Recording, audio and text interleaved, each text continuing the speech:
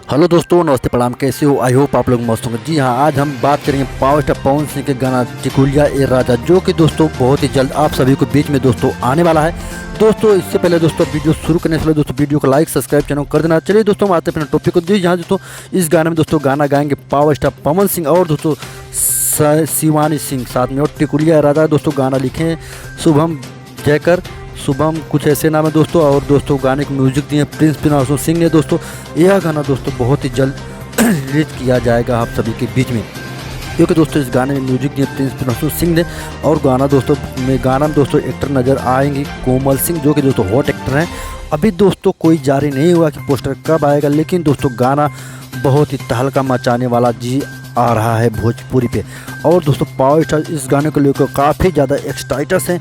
अभी देखा ये जाना कि गाना दोस्तों कब तक आने वाला, सुना ये जा रहा है कि टीज़र दोस्तों बहुत ही जल्द हम सभी के बीच में रिलीज किया जाएगा। टीज़र से दोस्तों पता चल जाए कि यह गाना दोस्तों कैसा होगा।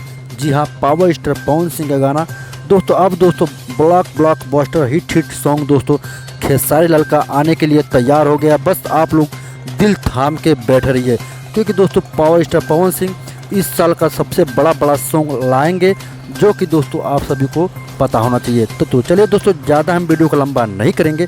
अब गाना देखने कब तक टीज़र आता है कब तक नहीं आता देंगे हम आगे अपडेट बताएंगे ही। चलिए दोस्तों वीडियो को एंड करते हैं। जय हिंद, जय भोजपुरी।